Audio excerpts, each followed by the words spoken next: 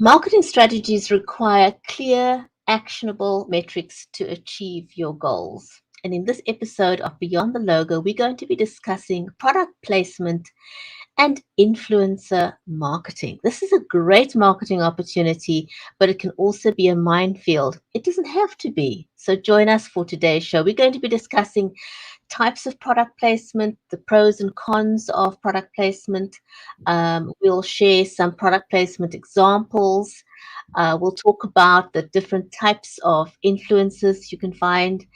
And then also, I think a very important thing is how to engage successfully with influencers. Don't go away. We will be right back with Beyond the Logo.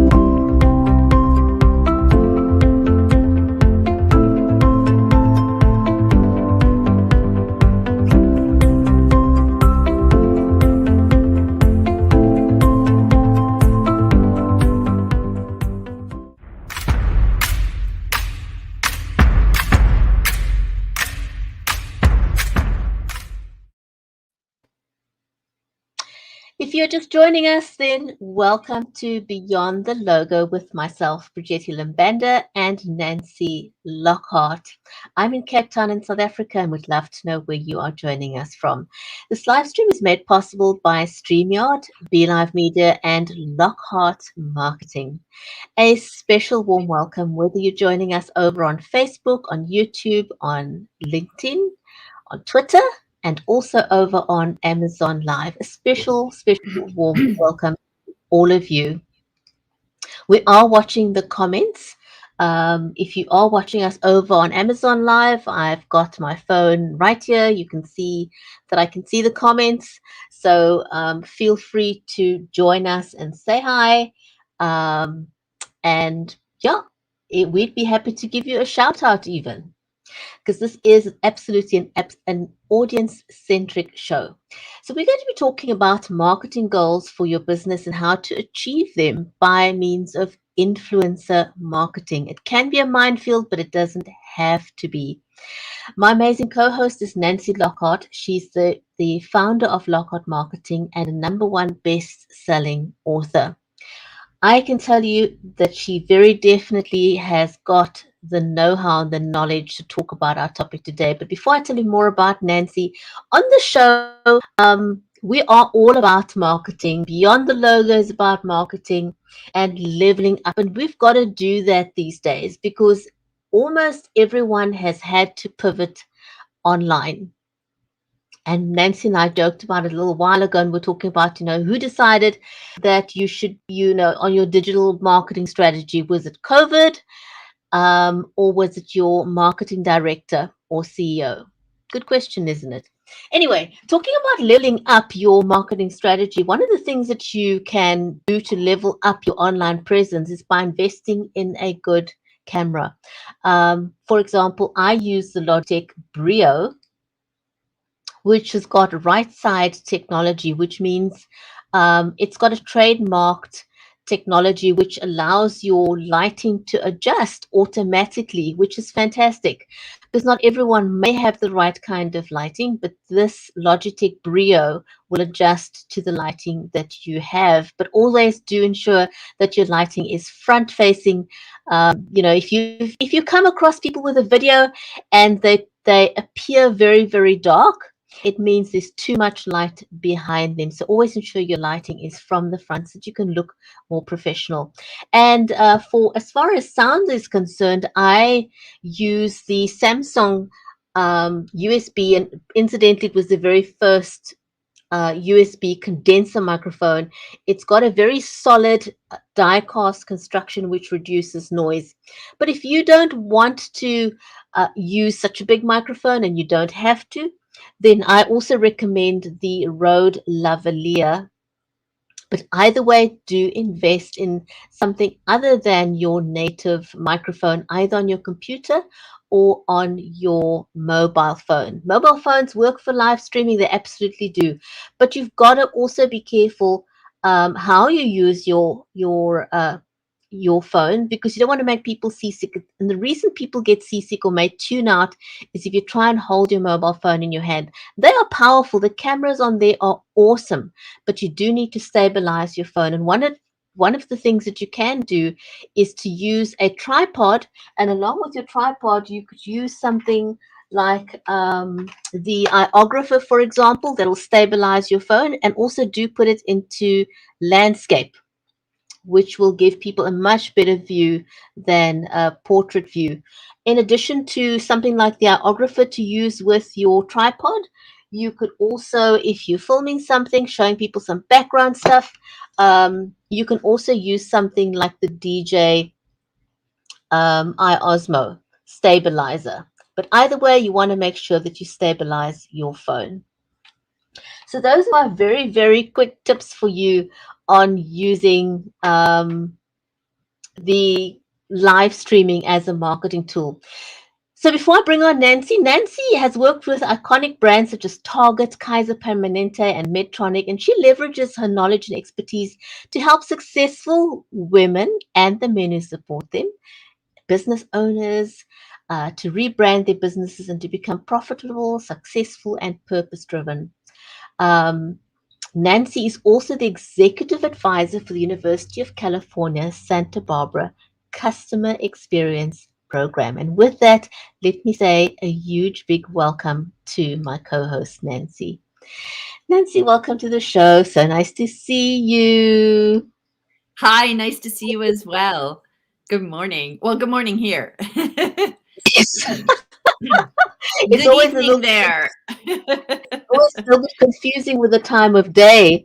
And I'll just Satina, say good I day. hope, yes, good day. Also, I just want to give a big shout out to Satina there, Oh, and I hope I'm pronouncing her name correct. She says, love this topic and something I use in my business. And for sure, Nancy definitely has the know-how. Absolutely. I'm looking thank forward you to the so topic. much, Rita. Good to see you. You know why I'm excited about this topic is live streamed shopping has become a thing with the pandemic. It's becoming more and more essential as part of the marketing strategy or online marketing strategy. And it's a minefield. There are influencers and there are influencers, and not all companies know how to engage with influencers. So I'm so glad that you came up with today's topic.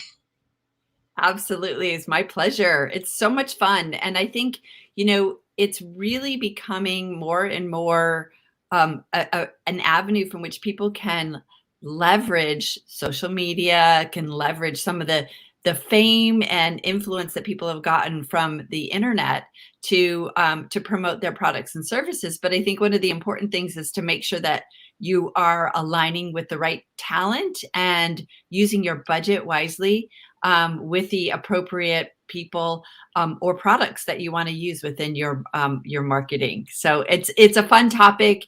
It will be probably surprising, and you'll probably look at like movies and TV shows a little bit differently after we talk to you today. Absolutely, because there's so many things I think that a lot of us don't consider or may not think of when it comes to influencer marketing.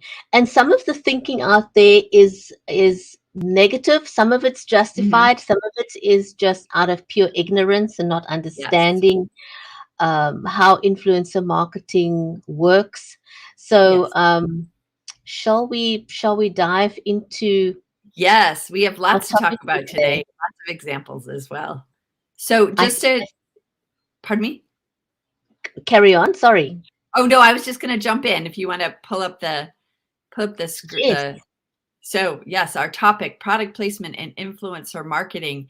And I just wanted to kind of give some definition around, we'll start out with product placement and then go into some of the influencer marketing. However, they do cross over quite a bit, but product placement has been around for a very long time. It is the practice of where, manufacturers or organizations put exposure for their goods and services into different types of media.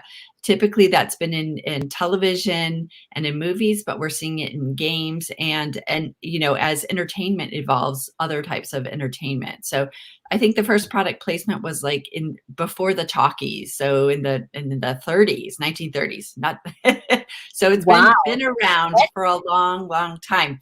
And I just pulled a picture from Forrest Gump, and you can see they did a lot of product placement in that movie, but one of the more famous scenes is before Forrest Gump starts running. Jenny gives him a pair of running shoes, and those white, quite obviously are Nike tennis shoes. So Nike had purchased some product placement in that particular scene, and we'll see how it's so effective and sometimes very subliminal, but very effective as far as connecting an audience with a product. I like that phrase subliminal, so that Yeah. it's not in your face marketing.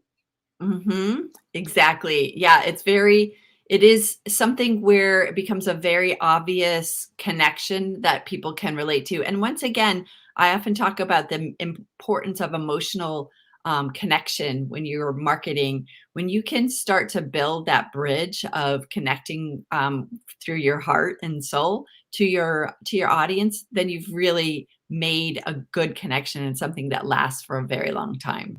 Mm, absolutely. Sometimes if your marketing or your subliminal marketing, your product placement is correct, people will Mhm. never forget it. But you've got to do it right. Exactly, exactly.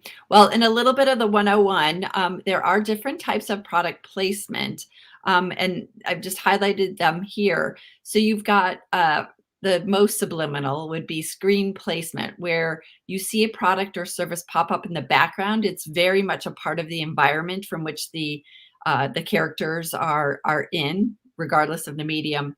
And so it's not quite as in your face as you would as some of the other ones. The script placement is when a actor or within the plot is mentioning the product by name. So we'll see some examples of that. And then the plot placement is when it's actually a key part of the story, where that brand, it's really important for that brand to have a connection and develop the story, even if it's a commercial or very short or game. It's very important for that product to be featured and recognized. That's a really key difference between the two. Yes, yeah, it is. And it's interesting. And among those lines of the types of different product placements also comes a different price tag as well. So you'll get, something that's more subliminal in the background is going to be less expensive than if your product is featured in the story. Now you might have some more negotiation opportunities because the story has to evolve with your particular product.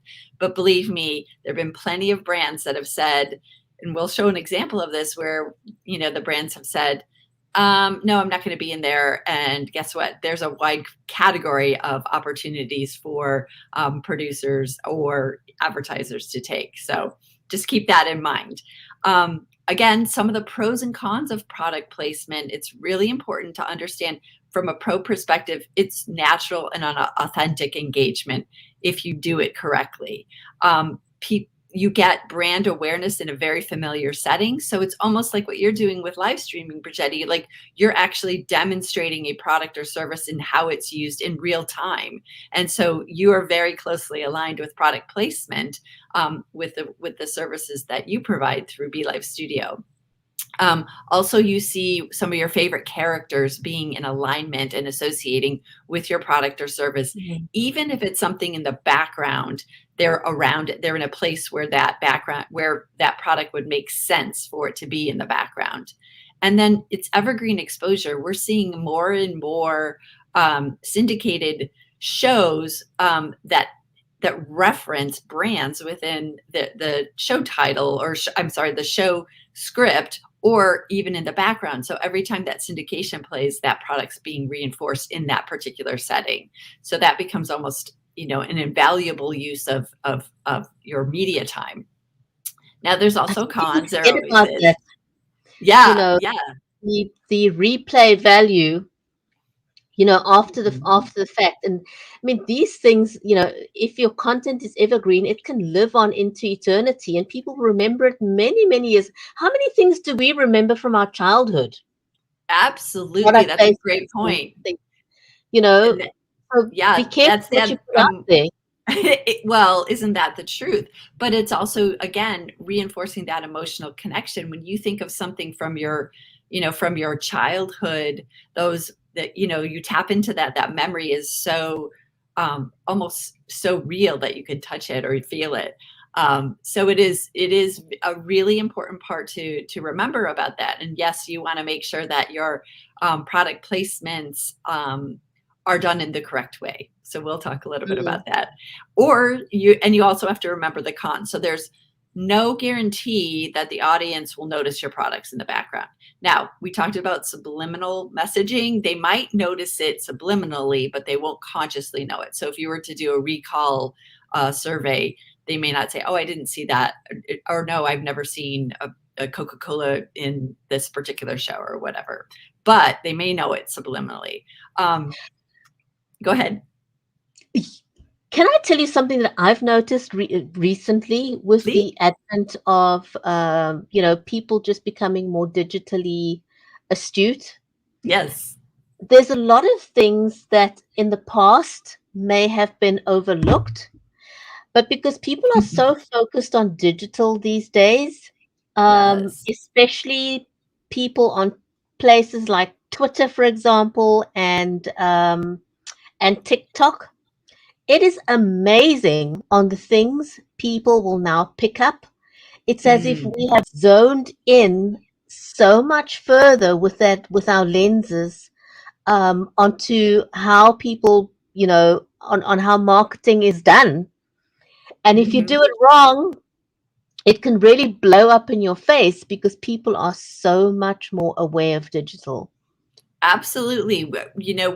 We're becoming more intelligent as our technology continues to increase, and therefore it's important to be aware and not just take for granted when you're whatever type of communication that you're doing, to think ahead and to plan ahead and be strategic. So that's a great point. Um, just another there's no way to reinforce it without it sounding forced, so to reinforce the name of a particular brand, unless it's part of a script, or something where people keep going back to it, and it becomes part of that plot line. The results aren't instantaneous, so just because someone sees an actor or a personality interacting with a particular product or service, it doesn't mean they're going to run out and buy it. Again, it's a subliminal thing. So they may be in the store and thinking, you know what? It's really cool if I'm using this type of moisturizer or something along those lines. They may not even know why they think it's cool, but it's associated with something, but it doesn't often become something that happens right away. And then, like we kind of talked about, there's negative association if you're not thoughtful about where your product placement is and who your target audience is. So if you're placing a product in a media where your target audience doesn't align directly with that particular character or show or game, you might get negative pushback. So you want to be very mindful of those types of situations. I was, as you were talking about results not being instantaneous, I think of this kind of marketing as being a marathon, not a Mhm. sprint. Exactly. Um, so it's don't expect fast results. If something flashed, although again, it's a very interesting topic to dive into as to how digital awareness has changed the marketing landscape. Hmm. Um, you Exactly. know, because people are just so much more aware. So you could, just have something flash by and people pick up and it can blow up, become a storm in a teacup almost. Hmm. Which is why you've got to be so careful of what you put out there, because it's amazing how sometimes it just takes one person to notice something, Oh, for and sure, it can for go sure. viral, you know, Yes. Yeah, which well, then, is you have the effect of someone being so, like, so savvy that they do notice something.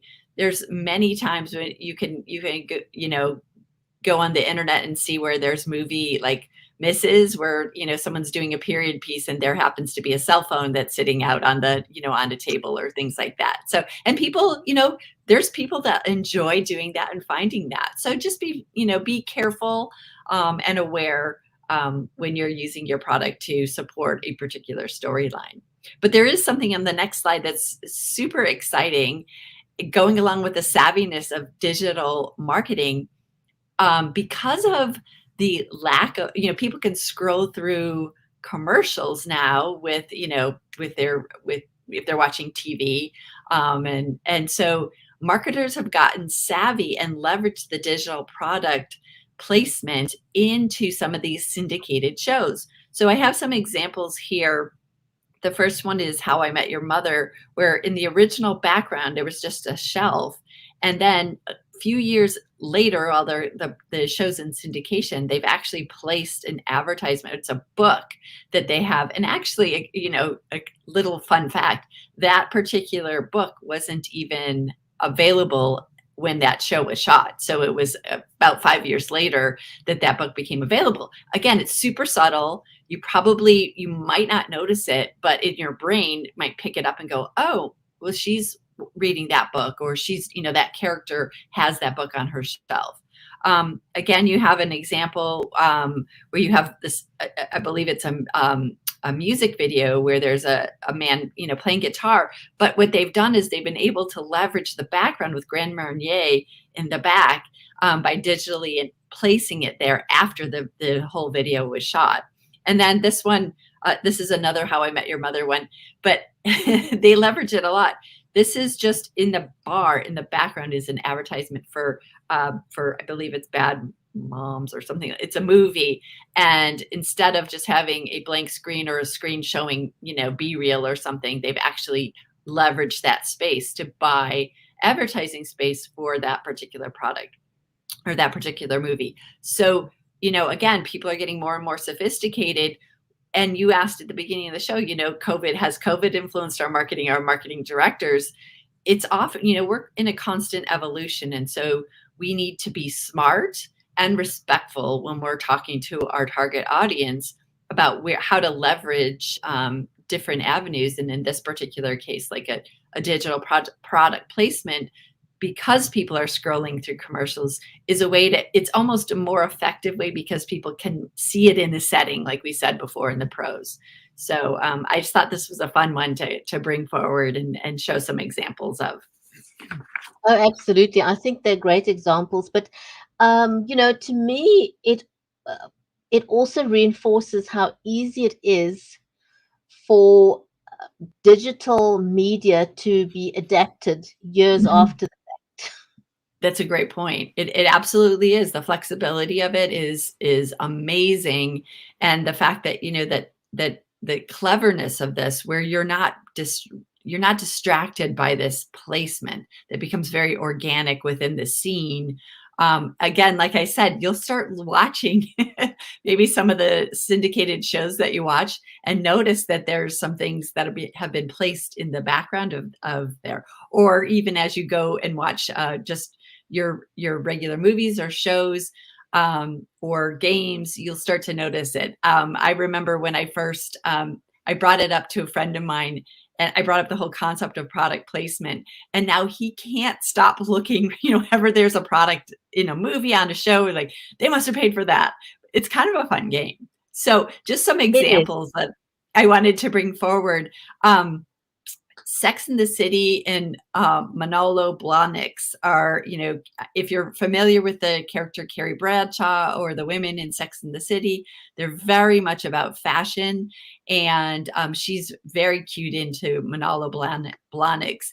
And they do sponsor that. When the show places those products, they do pay for that. Although it is an example of a plot line, because that fashion is almost considered another character of that particular show. So it's interesting. In this one, you have a very blatant display of her with the bag when she purchased some shoes. But you'll start noticing it and see how it works, and you'll be like, I never noticed that before.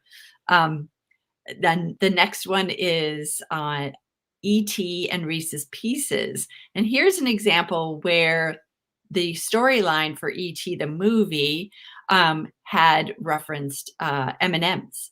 And the Mars Company declined to be part of the movie.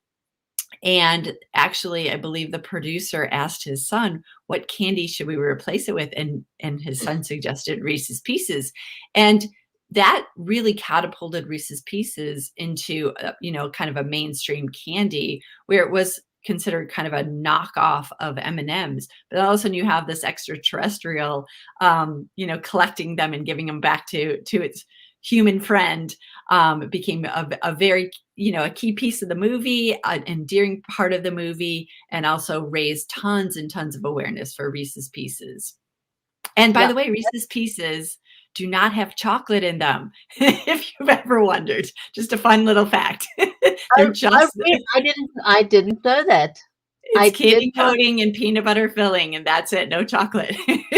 I just found that out. Wow. Oh, wow. Oh, my goodness. Actually, my husband just asked me the other day, can I get him some Reese's Pieces? Oh, really? Yeah, he did. Well, he's chocolate free. It's not locally available, so it's imported from the States. Oh, really? Oh, interesting. That's Yeah. Well, I hope he gets his Reese's Pieces soon. I will get some for him. Another example is the Wilson soccer ball in Castaway. Again, a really integral part. Now, Castaway had they had FedEx, they had some key products that were embedded into the script.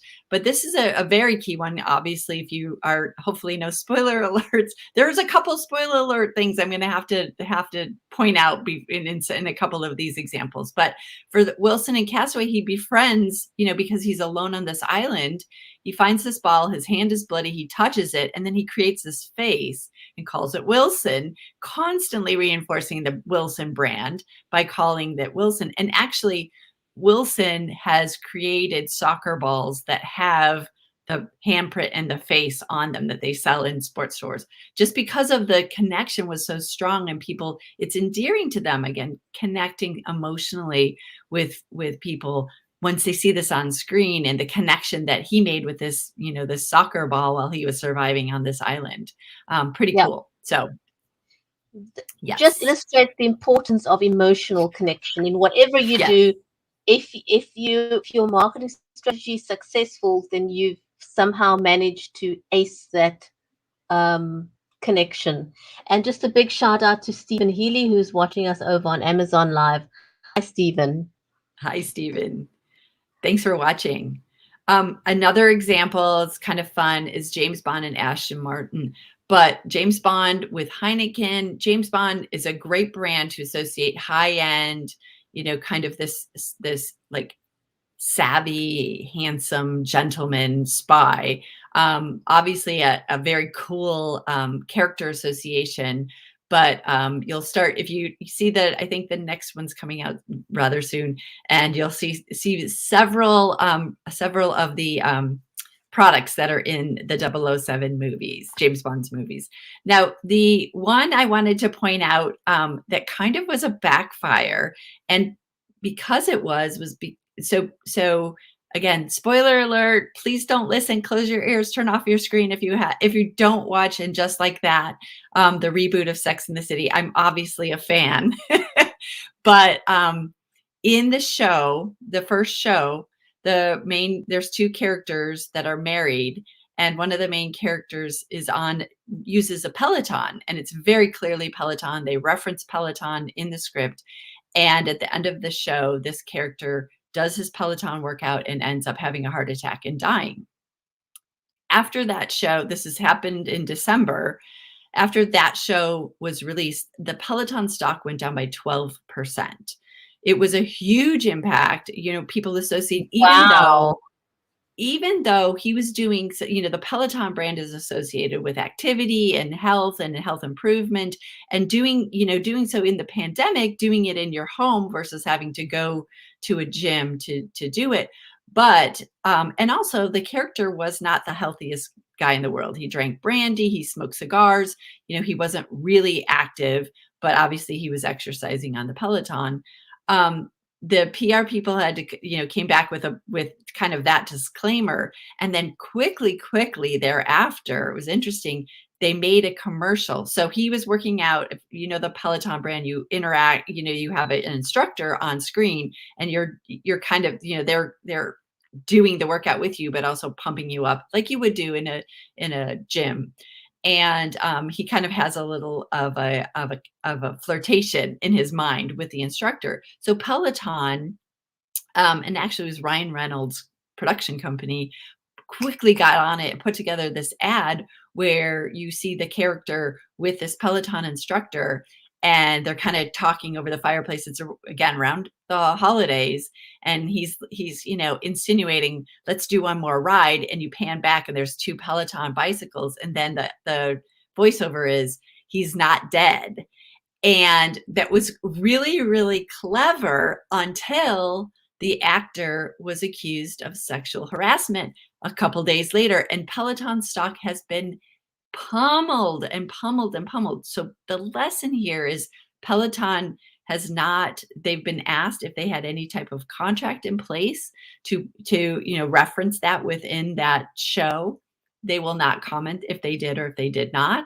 But if they did, I would imagine that they probably didn't, or else they just didn't anticipate the impact that it would have with associating that character with, passing away. And of course, they had no idea that this particular actor would be accused of sexual harassment a few days later. So it's really, really important to be very aware of how you're making connections and how they may be perceived with your target audience. This is all about strategic planning, being smart about where you're putting your products and services. And I think also, the importance of being proactive and really, really on the ball and in Yes. tune. And I think also, the ability to be able to pivot quickly when things don't go the way that you anticipated it um, Ex- to exactly. go. Like Have we talked, plan yeah. B. Like we talked about in the marketing fails episode that we did, really being able to, hey, sometimes things happen. Peloton would have no knowledge of someone coming forward to accuse this actor of sexual harassment. So they would have probably had to have some type of statement with regard to that. Regardless, kudos to them for coming, quickly producing this commercial to kind of address what was going on in a humor way. I know I saw the episode. I was devastated. I saw the commercial and I felt relieved. I was like, oh, good. He really is still alive. But then the backlash came, and it was it's just been a roller coaster for Peloton with regard to, this particular, there's other factors, everything that's happened with pandemic, and, are we in, are we out, going back to the gym. Obviously Peloton's been, has had to address many other market forces besides this ad, but this ad was quite a powerful hit. If you see the stock price going down significantly after a show had been aired. So it was an interesting story to share. It is, but it also creates awareness of brand association, because sometimes people think, just because somebody is famous, that the association is going to be good for them, but they may Mm, not be aware of what skeletons that famous person has in the closet. Um, Mm. and so maybe that is something that brands need to become a lot more aware of, is what happens if a day later, 2 days later, 5 years later, the Yep. brand association was connected with that person, and suddenly, they're accused of, or something comes to light that they did 10 years ago, because these things happen, you Exactly, know. exactly. And with the digital age, you know, like you said earlier, Bridgetti, things don't go away. They are once you have something that's public in the public domain, it's a digital product, or you know, people can recreate things from a long, long time ago. It's out there, and therefore, you know, you have to be mindful of that. But there's so much out there that sometimes you're not aware of it. So it's super important to have really to make sure that you're planning, that you have a legal contract that understands what the responsibilities between, you know, putting this product into this particular piece, Mm. what that means, even having some kind of a, you know, what do we do if something, you know, blows up, and so being able to anticipate it. Certainly you want to engage and your focus is on the success of your product or service, but you know, we have so much access to so much information. It's important to just be mindful, be aware, and be smart. And the other thing that I often feel is a bit of a minefield for marketing directors and just marketing in general is screenshot culture that's developed Mm, that's along with yep. digitally astute economy. You know, Mhm. it just takes one person to screenshot something, and it could cause some major damage to your brand.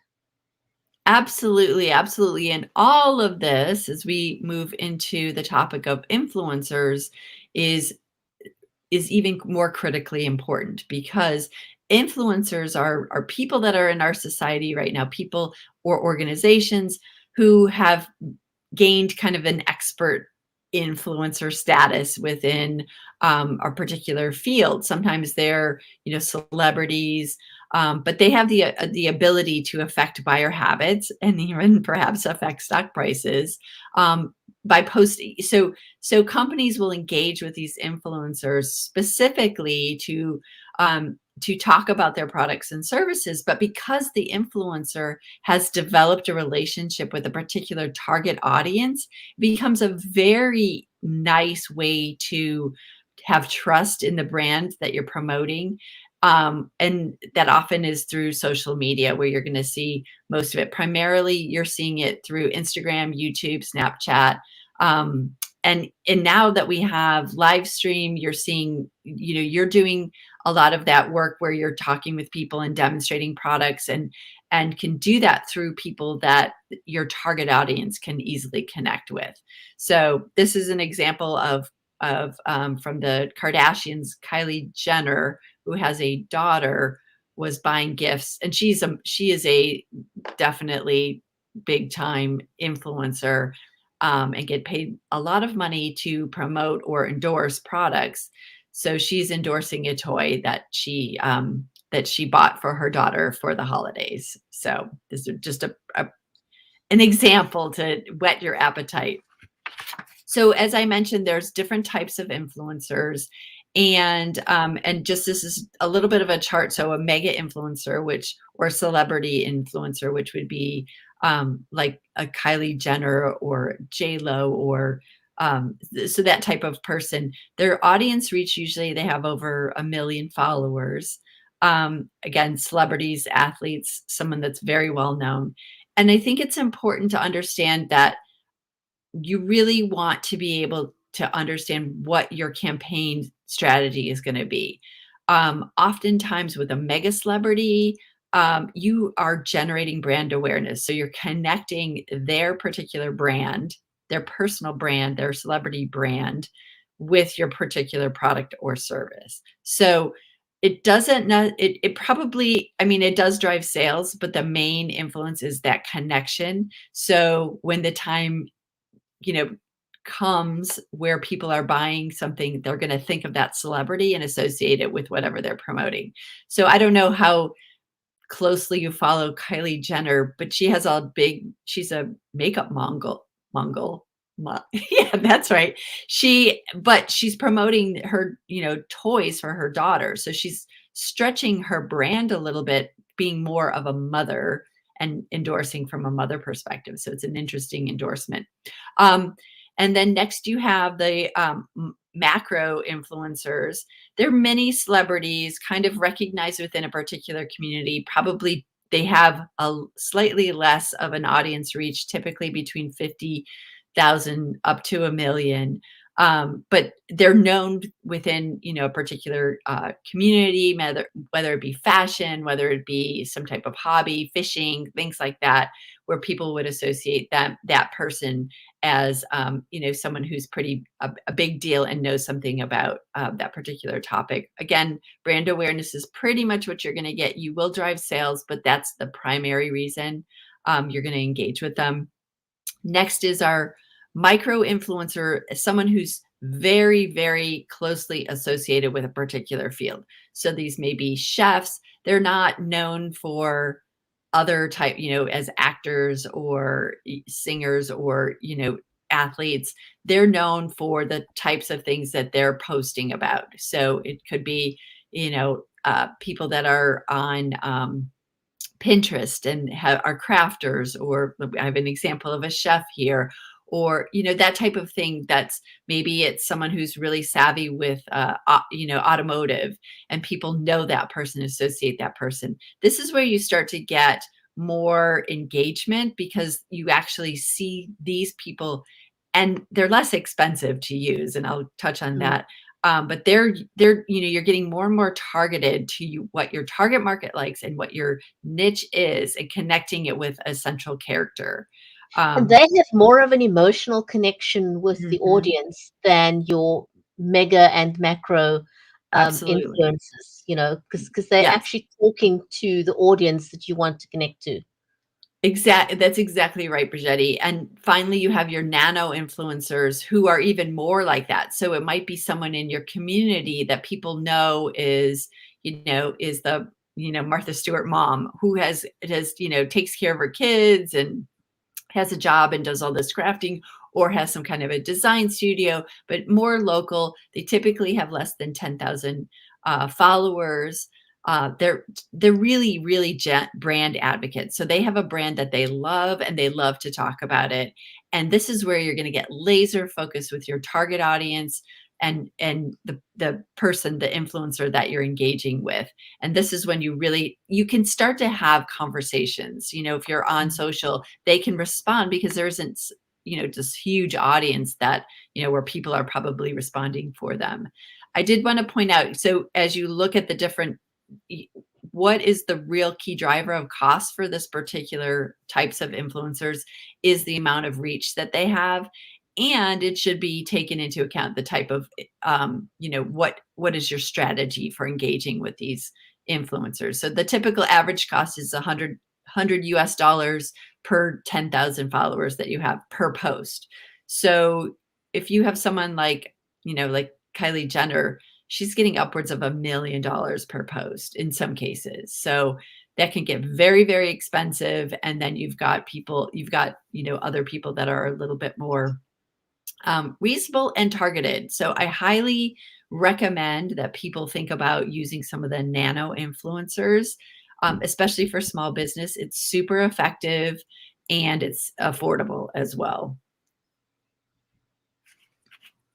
So sorry, there's so much, so many words on this slide, but this is really kind of a laundry list to think about when you want to engage with an influencer. You want to make sure you think about what your goal is, how you want your ad to look, what the messaging is, and what's what perception do you want to have, or call to action? Do you want to build brand awareness? Do you want people to act? Do you want people to engage with the influencer? Take a look, do some competitive research, see how, brands that you admire or that have had results that you would like to emulate, how they're displaying and working the situations that they're using with their influencers. Also determine the format that you want to have, whether it's video or posts, stories, or even a blog or publication feed. Again, search for influencers that have a similar target audience, or a target audience that you want to engage and influence, that they share your values. Again, that just goes with the alignment factor. Understands and agrees to the goals of the campaign, and someone that you feel can confidently provide the results that you want. Super important to provide the influencer with the necessary information about your product or service in case people are asking questions, that they or their people that support them can respond with knowledge. Include hashtags if you're doing social posts, super important to increase the reach.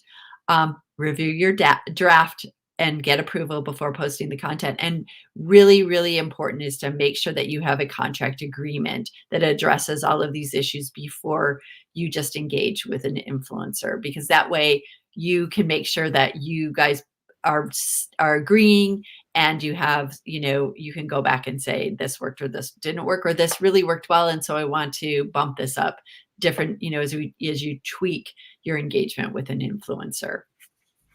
One's going to be super, super careful about this sort of thing, and make sure Yeah, that you cross all your dots and T's and I's and whatnot, because things can either go super, super well and it can be incredibly successful, and you can create a long-term relationship with your influencer if things go well.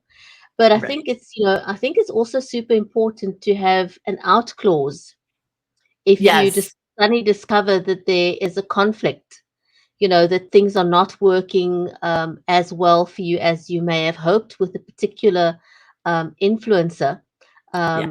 And, sort of know what you're going to do if things are not as successful as you hoped it would be. Absolutely. That's a really important part too, because if you're engaging for multiple posts or, multiple engagements, if it's not working, you do want to be able to say, this isn't working and we need to discontinue our relationship. Really, really great point. Thank you. So here's just some examples. I always like to show some examples. This is interesting because you've got Adidas that's putting together a social media campaign, and so they put it out, but they're asking people to. So they initially worked with Selena Gomez for this particular shoot, but then they reached out and said, we want people to take pictures of themselves wearing this new Neo, I believe it's the Neo type of clothing that they're promoting, a line of clothing. And you can see their sales increased by 24.2%. But what was interesting is their competitor, Nike, experienced a 9.1 decrease in sales during this campaign. But not only do you have like a high level Selena Gomez influencer in the original shoot, then you start to get some of those micro influencers that are posting pictures, which then exponentially creates more buzz. So you see the power of kind of the engagement with the macro influencer, the call to action to invite people to take pictures and get involved with the campaign, so it becomes very organic and interactive. And then you see the ripple effect with, you haven't even engaged with some of the other influencers, maybe the smaller influencers, but they've connected with that mega or macro influencer, and so they're now doing more and more advertising for you. So this was a very cool campaign to see the ripple effect of an influencer campaign. But it's also a very nice mix of how you can combine a macro influencer with a micro influencer or nano Yes, influencer, and how absolutely. that can complement the whole exercise. Exactly, exactly. It's really, it is something, you put, like we said, you put something out there, you may not understand the effect that it has, but if you're doing it right, it can be a very positive effect, like we saw in the Adidas example. Here, this is American Express. They worked with a particular influencer. who does travels a lot. And so what they did is they said, hey, can you take pictures of yourself and credit American Express for enabling you to take all these wonderful trips. And so instead of just showing the product, this is more of a service type of thing. She showed the experience that she was having. She took a picture of the experience. It received a lot of likes and 30,000 likes on here. And it actually, really promoted, not that card or that credit card and the use of it, but being aware of how you can use it. So it was really an interesting way to demonstrate how you can create, you can take like secondary, a result of an experience and have that be something that can be, super effective as far as promotion. That was a great way of marketing. Yes. And so now we have another almond breeze. So using almond breeze is a almond milk product. And on these examples, you don't see a milk carton at all. But what they wanted to do is they said, okay, we want to showcase how almond breeze can be used in recipes, kind of expanding how the product is used, not just for drinking or dunking cookies into it, or as an alternative to milk. But so what they did is they worked with a lot of food and cooking influencers and encouraged them to create these recipes. And this one particular recipe, this influencer, Janine Donofrio, had created a recipe and put it on her blog, where she got a lot of hits on that. But she also promoted it through social, where she has over 200,000 followers. So again, it's not just showing a carton of milk. It's showing how you can use it, demonstrating how you can use it, and combining the influence of this, a trusted influencer. Obviously she has over 200,000 followers that are watching what she's doing as far as making recipes. You can imagine how much engagement they're going to get. People are maybe have never thought of using a milk alternative in their products or services, but are lactose intolerant or choose make a dietary choice. And now they're seeing it in action with someone they trust. So you can see it's not just about holding up a product and saying, this is what I use, but demonstrating it in action is super, super powerful. And so you have to be creative. That's why going back to like how to engage with an influencer, how do you want that influencer to interact with your product or services? And thinking about, if I put together a call to action, please create recipes, and then people are posting about it and like, I loved this product when I made this, it has a lot of legs. So just being thoughtful through that. And it's also a very authentic and organic way of marketing. Absolutely. And that's kind of the key. And it's a lot of like what you're doing, Bridgetti, where you're like having people, they can see a product and interact and ask questions with a product in a way that's very organic and very natural, and very accessible without having to commit to, putting money down. They can actually have an experience through you and through this technology, through social, these avenues of being smart and how to get ahead of like where you might see limitations. And we've talked about this before, see opportunities to expand your reach and be creative about how you can engage your target audience for, the goals that you have for your particular product or service or company. Yep, So absolutely well done. So I do have to point out that without going through and being strategic about things for the influencer and for whatever product or service you have, they can backfire. So I don't know how many people were familiar or remember hearing about the debacle with the Fire Festival, which was marketed as a high-end music festival, much like Coachella, if people have heard that, or Stagecoach. That's in the United States. The Fire Festival was marketed. They engaged high influencers, models. I'm picking on the Kardashians today a little bit, but Kendall Jenner was one of the people they engaged, Haley Baldwin, uh, as well. And they said, hey, can you post about this festival that we're having? And so they shot some very artful, very high-end model shots, gave them the creative, told them what to say. And so in this particular post, I believe that Kendall Jenner is talking about a particular band that's going to be featured. And what happened is the whole fire festival was not planned out well. They didn't have any of the materials. They didn't have the bands. They didn't have the food. They didn't have the accommodations for everyone that came. People ended up getting, staying in tents and getting, these white bread and bologna sandwiches. And then, there was a ton of backlash on the influencers and on the producers they actually went to jail. But It was a terrible one. it was awful, and it was hyped, and people put down a lot of money to have this experience because they trusted the influencer to guide them and to say, hey, I'm going to be there. I'm going to do this. I'm excited about this.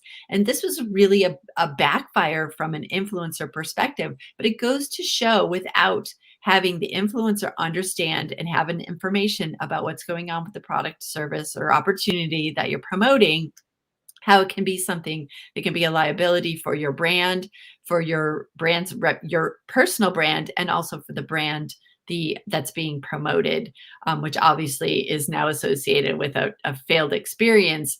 And of course, these beautiful ladies have surpassed that bad attachment, but it was something that they had to overcome to build credibility back with regard to this. And I doubt that they'll be promoting any type of festivals, music festivals, or anything else in that type of nature in anytime soon, because of people be like, well, I don't trust you really know what you're talking about with regard to this, which is too bad, because they do have a lot of followers. And when leveraged correctly, can generate a lot of good, positive connections and results and awareness for brands. So I think this is a great example of the importance of research and knowledge, and the fact that it goes both ways, yes, for the brand and for the influencer. You yes, both have got to do your research you